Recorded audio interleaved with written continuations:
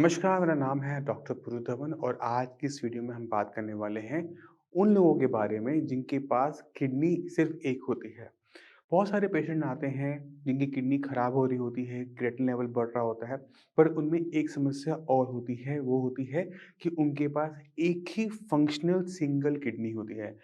अब ये कई कारण से हो सकता है, बाय बर्थ उनको सिंगल किडनी मिली हो, छोटी बहुत छोटी हो या फिर किसी एक्सीडेंट की वजह से एक किडनी को नुकसान हो गया या फिर जब इन्फेक्शन की वजह से एक किडनी को पूरा का पूरा डैमेज चला गया। तो आज के करंट स्टेटस में क्या कंडीशन है कि उनकी बॉडी में 2 किडनी की जगह सिर्फ एक ही किडनी पूरा का पूरा काम कर रही है। जब ऐसे पेशेंट आते हैं तो उनको अपनी सिंगल किडनी का बहुत ज़्यादा ध्यान रखना पड़ता है, क्योंकि अगर वो खराब हो जाएगी तो पेशेंट के डायलिसिस पे जाने के चांसेस बहुत ज़्यादा बढ़ जाते हैं। अब जिन लोगों के पास सिंगल किडनी है और वो इस वीडियो को देख रहे हैं, तो उनको अपनी सिंगल किडनी का किस तरह से ध्यान रखना है, उसको भी समझना पड़ेगा। तो आपको पहले ये जानना चाहिए कि किडनी कभी भी अपने आप खराब नहीं होती। कोई ना कोई कारण ज़रूर होगा जो किडनी को नुकसान पहुँचाएगा और उसी की वजह से किडनी डैमेज में जाएगी। अब 80% जो कारण होते हैं किडनी खराब होने के, वो हमारे कंट्रोल में होते हैं। क्योंकि उनके पीछे कारण क्या है? हाई ब्लड प्रेशर या फिर हाई शुगर लेवल। अब बीपी कंट्रोल करना ये हमारे हाथ में है, चाहे हम खाने से करें, चाहे हम मेडिसिन से करें, बट ये हमारे हाथ में है, हम कंट्रोल कर सकते हैं। इसी तरह से डायबिटीज़ के लेवल, शुगर के लेवल्स भी हम कंट्रोल कर सकते हैं, चाहे इसके लिए हमें इंसुलिन लेना पड़े, चाहे अपने आप को हेल्दी रखना पड़े, शुगर को बॉडी में आने ना दें। तो अगर आपके पास सिंगल किडनी है, तो पहले आपको अपने आप को बचाना होगा बीपी और शुगर से। अगर बीपी शुगर आपको अभी नहीं है, तो आगे भी कंफर्म करना पड़ेगा कि बीपी और शुगर जैसी बीमारियाँ आपकी बॉडी में ना आए। क्योंकि अगर आप इन 2 बीमारियों को कंट्रोल कर लोगे तो बीमार होने के, किडनी खराब होने की 80% प्रोबेबिलिटी तो आप वैसे ही खत्म कर दोगे। और जिन पेशेंट की किडनी खराब हो रही है, उनको भी ये जानना ज़रूरी है कि उनकी किडनी क्यों खराब हो रही है, उसके पीछे कारण क्या है? अगर कारण बीपी और शुगर है, तो वो तो हम कंट्रोल कर सकते हैं ना। अगर हम सही मेडिसिन लें, सही मॉनिटरिंग करें, तो हम उसको बहुत ईज़िली कंट्रोल कर सकते हैं। तो जितने भी पेशेंट सिंगल किडनी के आते हैं, मैं उनको बहुत अच्छे तरीके से समझाता हूँ कि आपने एक चीज़ का ध्यान रखना है। आपने अपनी बीपी और शुगर की डेली बेसिस पे मॉनिटरिंग करनी है और जब आप उसे टेस्ट करते हैं कि बीपी कितना है, शुगर कितना है, उसको लिखते चले जाओ टाइम के साथ कि कितने बजे बीपी मुझे कितना मिला था, कितने बजे शुगर मुझे कितनी मिली थी। उससे होता क्या है कि एक बहुत अच्छा आइडिया मिल जाता है कि दिन में आपके शुगर लेवल बढ़ते हैं या नहीं, पूरे दिन के अंदर आपका बीपी बढ़ता है या नहीं।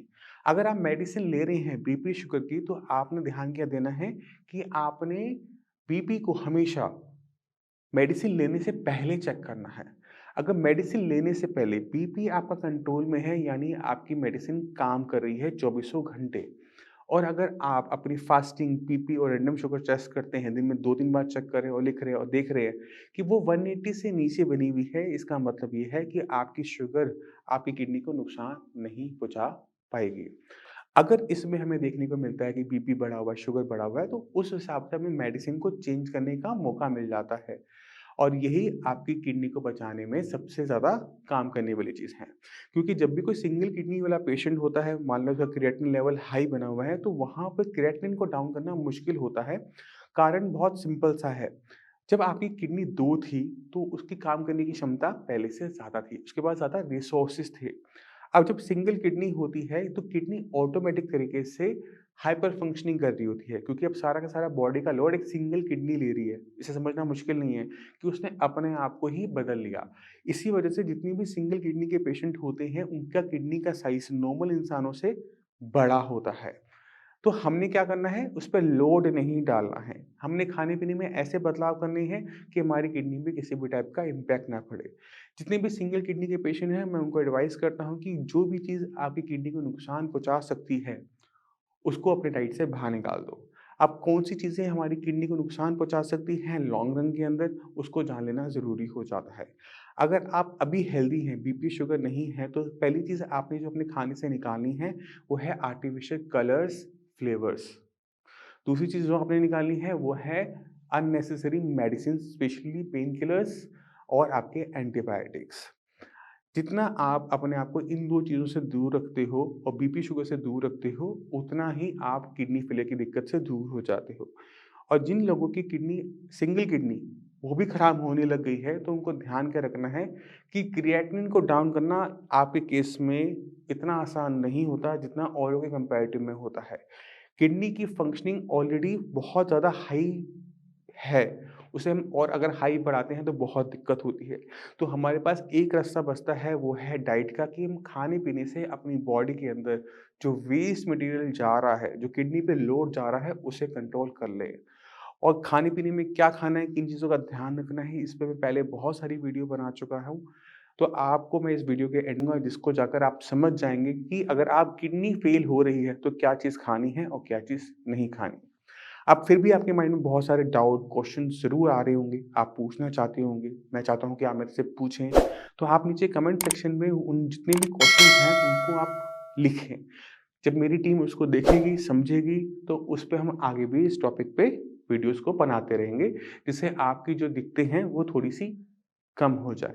जाने से पहले मैं ये चाहूँगा कि आप एक किडनी फेलियर के पेशेंट से मिलकर जाएँ, क्योंकि उससे हौसला आता है और ये पता लग जाता है कि हम अपनी क्रिएटिनिन लेवल को बहुत ईज़िली कंट्रोल कर सकते हैं, उसको नीचे लेकर आ सकते हैं।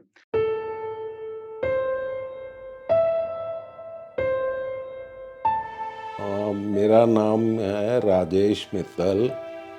I'm of 65 years of age and I belong to Punjab. 3-4 साल पहले मैंने स्पाइन का ऑपरेशन करवाया था अपना. तब जो मेरे क्रेटिनॉन थे वो 3.9 के करीब आए थे. मैंने कोई नेफ्रोलॉजिस्ट है यहाँ पे, उनको कंसल्ट करा, उनकी मेडिसिन चलती रही, तो कोई सेटिस्फेक्शन हुई नहीं. बच्चे भी मेरे काफ़ी घबरा गए. उसके बाद हमने साइंस संजीवनी कॉन्टैक्ट करा, तो इनकी मेडिसिन शुरू हो गई. तो एक बार ये 3.9 से कम होके 2.4 हो गई. मैं यही कहना चाहता हूँ कि साइंस संजीवनी बहुत ही बढ़िया कंसर्न है. कोई किडनी पेशेंट अगर अपनी जीने की तमन्ना छोड़ चुका है किडनी के कारण, तो कंसल्ट करे साइंस संजीवनी. मेरा नाम है Rajesh Mittal. I'm of 65 years of age and I belong to Punjab. Presently I'm staying with my elder son. He is a manager in some private company. 3-4 साल पहले मैंने स्पाइन का ऑपरेशन करवाया था अपना. तो तब जो मेरे क्रेटिनॉन थे वो 2 पॉइंट समथिंग थे, तो ये रिसीड करके 1.5 के ऊपर स्टेबल हो गए. तो उसके बाद सडनली ये 3.9 के करीब आए थे ये. तो देन मैंने कोई नेफ्रोलॉजिस्ट है यहाँ पे, उनको कंसल्ट करा, उनकी मेडिसिन चलती रही, तो कोई सेटिस्फेक्शन हुई नहीं.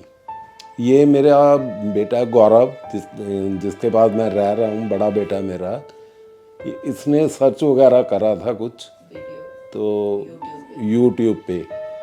उसके बाद हमने साइंस संजीवनी कॉन्टैक्ट करा, तो इनकी मेडिसिन शुरू हो गई.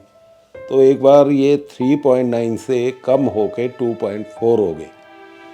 तो उसके बाद हमने ये कंटिन्यू रखी मेडिसिन, और अब ये स्टेबल से ही चल रही है. अब अगर बढ़ते भी हैं तो पॉइंट्स में बढ़ते हैं, फिर कम हो जाते हैं, नेक्स्ट टाइम कम हो जाते हैं. मैं नीलम मित्तल हूँ और मेरे हस्बैंड राजेश मित्तल हैं. उनको कहीं से पता चला कि दवाई जो है साइंस संजीवनी की काफ़ी इफ़ेक्टिव है, तो हमने वहाँ से ऑनलाइन दवाई मंगवाई और 1 महीना देखा और टेस्ट करवाया, तो हमें फ़र्क लगा. इस तरह हम अब तक रेगुलर दवाइयाँ लेते जा रहे हैं, मेरे हस्बैंड. और डॉक्टर शिवानी हमारी हफ्ते में एक बार ज़रूर बात करती है और हमें टाइम टू टाइम गाइड करती रहती है. एक बार हमको बोला तो नहीं गया था कि डॉक्टर पुरु धवन को मिला जाए, लेकिन हम सोच रहे थे कि उनको भी मिला जाए, तो एक बार उनसे मिले हमें बहुत अच्छा लगा। उन्होंने हमें तसल्ली दी कि आपकी जो प्रॉब्लम है धीरे धीरे करके ठीक हो जाएगी। अब हमें लग रहा है कि ठीक होने जा रहे हैं। मेडिसिन अगर आदमी को कोई इफ़ेक्ट कर रही है, फ़ायदा कर रही है, तभी आदमी कंटिन्यू करता है, अदरवाइज़ तो आदमी छोड़ देता है। और मेरे को ठीक है, ये ठीक चल रही है। और सबसे बड़ी बात ये है कि आपके जो डॉक्टर्स हैं वो बहुत ही कोऑपरेटिव हैं। जब चाहे उनको फ़ोन करो, वो हमें अच्छे से ट्रीट करती हैं। वो बहुत ही बढ़िया है, वो मतलब कोऑपरेटिंग है बहुत। हम ये नहीं, किडनी की नहीं है, साइंस संजीवनी की मेडिसिन नहीं है। अगर हमें कोई और भी बीमारी है तो उसके बारे में भी हमें गाइड भी करती हैं और मेडिसिन भी प्रोवाइड बताती हैं। तो ये सबसे बड़ी बात। डॉक्टर पुरुधवन से भी मैं मिल के आया था, उन्होंने भी बढ़िया ट्रीट करा। उन्होंने मेरी एक एलोपैथी की मेडिसिन थी वो कम करवा दी, वो भी बड़ी कॉस्टली मेडिसिन थी, उसको बंद करने से मुझे कोई इफ़ेक्ट नहीं हुआ, ठीक हूँ मैं।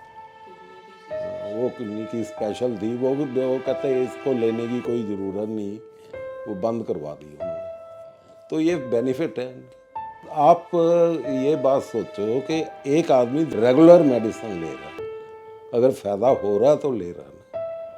मैं यही कहना चाहता हूँ कि साइंस संजीवनी बहुत ही बढ़िया कंसर्न है। कोई किडनी पेशेंट अगर अपनी जीने की तमन्ना छोड़ चुका है किडनी के कारण, तो कंसल्ट करे साइंस संजीवनी।